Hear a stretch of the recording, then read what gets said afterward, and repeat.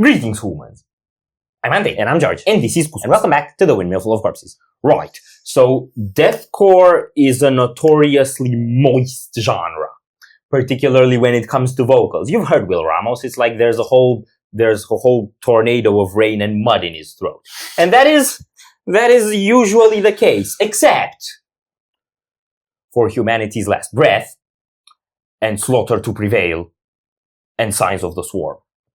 Okay, we need to talk, because since the last time we've reacted to Signs of the Swarm, I have greatly changed my tune on this band. They were always that one deathcore band that's a bit too exhausting and a bit too dry and that isn't catchy enough. That song changed something primal in the way I perceive this band, and I've been jamming them a lot more. When you say, oh good. When you say that song, do you mean I Won't Let You Die? I Won't Let You Die.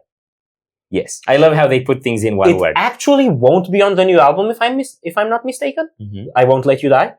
Only this one. Mm-hmm. And they've got a couple of really cool guest appearances. They have Will Ramos on the new album. And the new album is called To Rid Myself of Truth. And if I remember correctly, it's coming in August. Is it Of Truth? I don't think so. But at least they do everything in one word, which is a brilliant Persephone reference. Are you ready? No.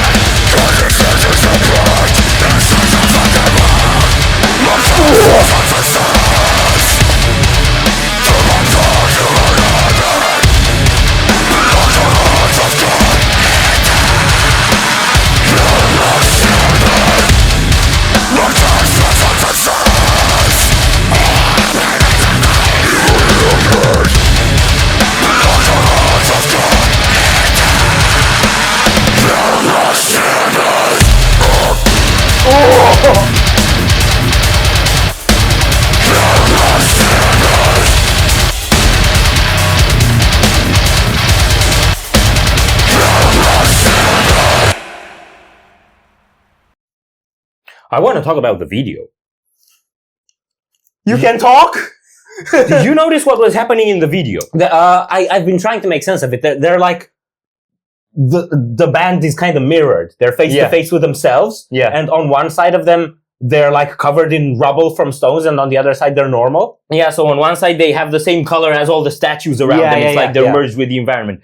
I don't know what any of that means, but did you saw those like the frames with like that hole? Yeah, that's like through someone's head. That's through someone's head, and it looked like one of the Simonic was pointing at the hole. So it's like one of them killed the other. I don't know if I really want to interpret that video. I've been trying like the whole way. I don't know what it means. You gotta go look at the details. I have to go look at the lyrics and see if I can put that together. But it is called Hell Must Fear Me, which sounds like somebody trying to be so evil that they're too evil for hell or something. Yeah, we should have kept the monster under Satan's bed joke that we did in the Shadow of Intent reaction for this one. Yeah. Because like the title is like right there. So drop your votes. Satan versus Simonic. You know, I was thinking a while back. I feel like there comes a time in the life cycle of any deathcore vocalist where they have to pick a beast. Will Ramos has picked the pig. Yes. That is his soul animal. That is who he identifies as in his sound. I kept thinking who it might be for Simonic. And I just had a vague hint of an image in my head and I couldn't figure out what it was. And then I remembered it. When the Balrog rises from the flames in the first Lord of the Rings movie and the camera pans close to its mouth and then you hear that crackling fire, the only vocalist that distorts close to that is Simonic.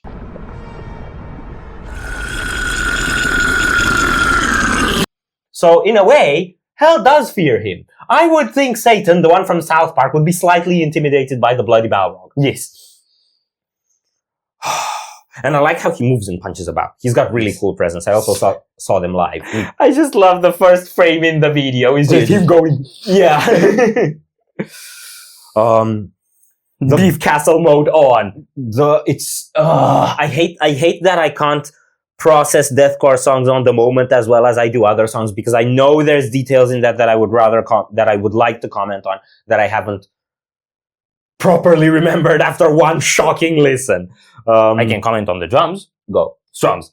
There's a lot of them, yeah. There's a lot of them and they're really well executed because he does the thing where you first have the kick drum and then you have the run through toms and snare. So it's like, it's kind of like a push it, almost like a gun cock, like, yeah, you know? Yeah. Like first you get that sort of tension and then it explodes into the snare. And he does that all the time and he does it when it drops into the groove. So it's kind of giving you a hint that something's gonna happen and accentuating that drop. I think that also happens in older songs. Yeah. Well, I noticed it here. Yeah. And the pickup from the breakdown. That's something that we always kind of grapple with in deathcore. That was relatively decently done. I think it was more than decently done. It was surprising. It came as a curveball, so you didn't see it coming, and it put you back into the regular pace of the song, so it slows down, and it puts you back into the regular pace of the song, and it didn't feel disruptive to me. They did that very well, just with that break and kicking back in. I'm still not a big fan of the whole tempo variation around deathcore sections, but here it was definitely a lot more contained and coherent than in others. I'll excuse it for Signs. I think that works if it has some expressive value. Yeah. And it really works with Signs. Yeah, I definitely know some songs that have tempo variations that do work. It's just when it becomes too much of a gimmick that it's not that much my thing. Yeah.